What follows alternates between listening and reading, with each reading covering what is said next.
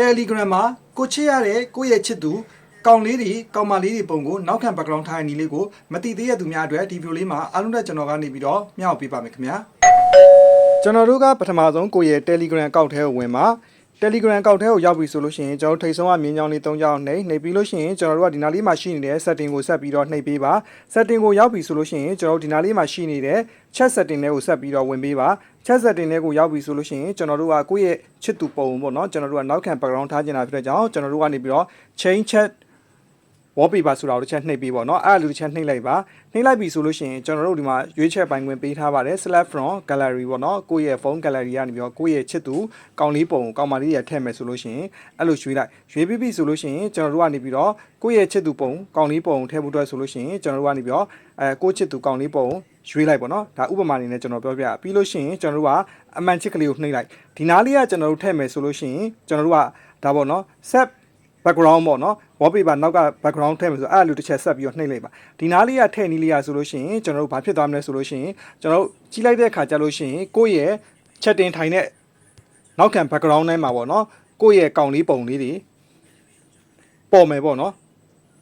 ဒီမှာတွေ့လား chatting ထိုင်တဲ့လူတိုင်းပေါ့နော်ကိုယ်နဲ့ friend ဖြစ်တဲ့လူတိုင်းနဲ့ကိုယ်စကားပြောမယ်ဆိုရင်ကိုယ့်ရဲ့ချစ်သူကောင်လေးပုံအမြဲတမ်းပေါ်မယ်အဲ့လိုမဟုတ်ဘဲနဲ့ကိုယ့်ရဲ့ချစ်သူတယောက်တည်းကိုပဲသူနဲ့ပဲကိုပြောတဲ့ chatting ထဲမှာပဲအဲ့ပုံလေးကိုပေါ်စေခြင်းနဲ့ဆိုလို့ရှိရင်အဲ့တော့ကိုချစ်သူပေါ့နော်ကောင်မလေးရှိရဆိုကိုချစ်သူကောင်မလေးအကောက်ထဲကိုဝင်ကိုချစ်သူကောင်လေးရှိရဆိုကောင်လေးအကောက်ထဲဝင်အဲ့တော့ကိုချစ်သူကောင်မလေးအကောက်ရှိတဲ့ထဲကိုတစ်ချက်ဝင်လိုက်ဝင်ပြီးလို့ရှိရင်အပေါ်ဆုံးကထိတ်ဆုံးကအဆက်ကလေး30ကိုနှိပ်လိုက်ဒါတော့နောက်တနည်းဖြစ်တယ်ပေါ့နော်ဇောနာကပထမနီးပြီးလို့ရှိရင်ကျွန်တော်တို့ကဒီနေ့မှရှိနေတဲ့